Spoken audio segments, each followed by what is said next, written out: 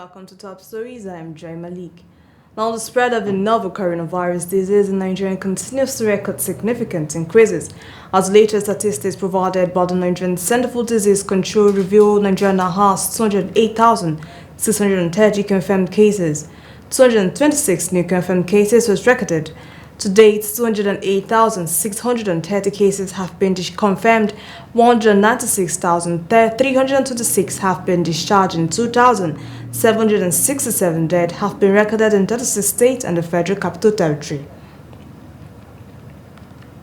Now, moving over to cholera outbreak, the medical experts on Thursday blamed the federal government and citizens for the increase in the number of cholera-related deaths and infections in the country.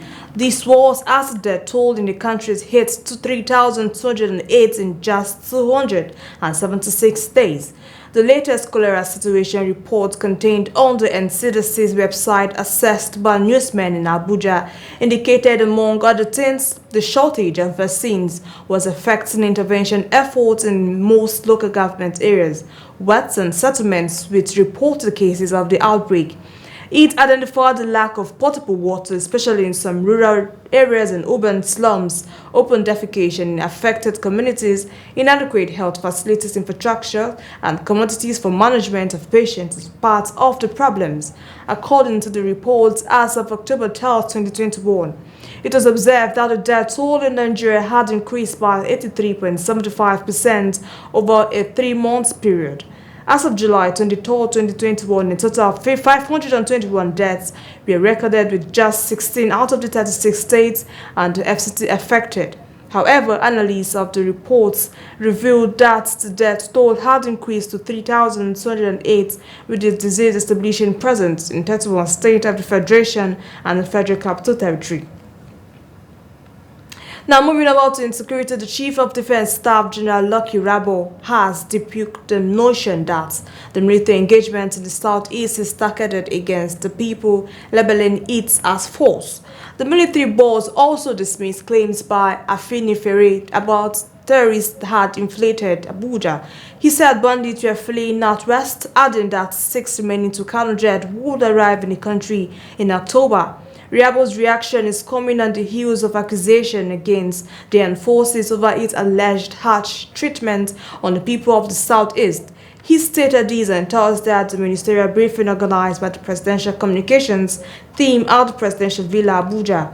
Responding to a question on why the federal government was negotiating the bandits in the northwest and rehabilitating the militant Boko Haram members while it scales up military operations in the southeast, he said, and in quote, "What you find in the southeast is different from what is obtainable in the north." The Vice President, Professor Yemi Osinbajo, on Thursday charged 36 states to think like sovereign states in this area of internally generated revenue to be able to survive. Osinbajo appealed to the 36 state governors to start investing in areas where their states had comparative advantages to shore up their IGR with a view to stop their reliance on federal locations. He spoke in Ado-Ekiti during the Fountain Summit 2021 Economic Development and Investment Summits with the theme Investment Attractiveness and Economic Development, Lessons for Subnationals. Shortly after he inaugurated the Ekiti State Civic Center at Ado-Ekiti as part of activities for the 3-year anniversary of Dr. Kayode Fayemi administration.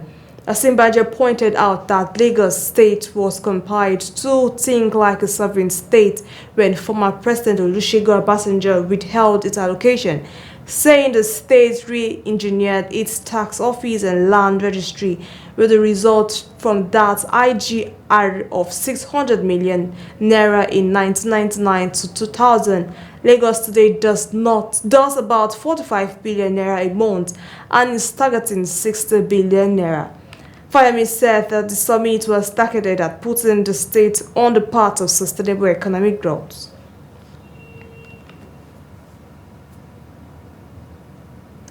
President Muhammadu Buhari has approved the renewal of appointment of Colonel Milan Dikio as interim administrator of the Presidential Amnesty Program for another year. Special advisor to the President of Media and Publicity, Femi Adesina, disclosed this in a statement titled President Buhari renews DQ's appointment as interim administrator of Amnesty Program.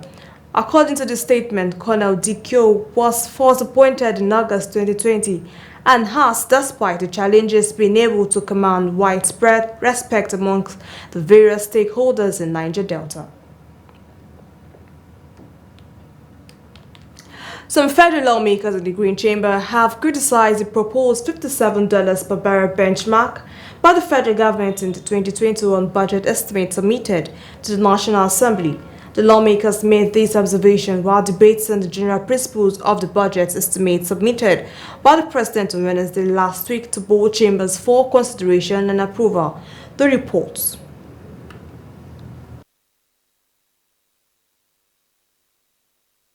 Who do reserve the single right, only right, to pass this budget. It's always good not to be too ambitious. I'm talking about the production per day. These are the areas I think we should look at.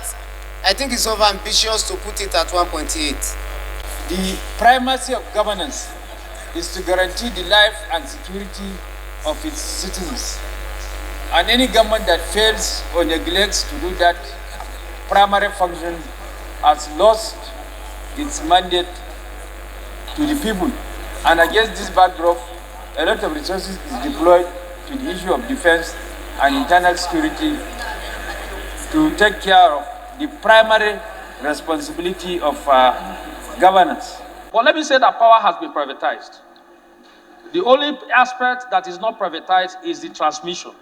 So we should now look at how to strengthen this transmission sector of the economy so that when power is generated, that transmission should be able to evacuate it for the betterment of our people so that there can be stable electricity. One of them, Mr. Speaker, is the provision of about 50 billion for hazard allowance for medical personnel, Mr. Speaker.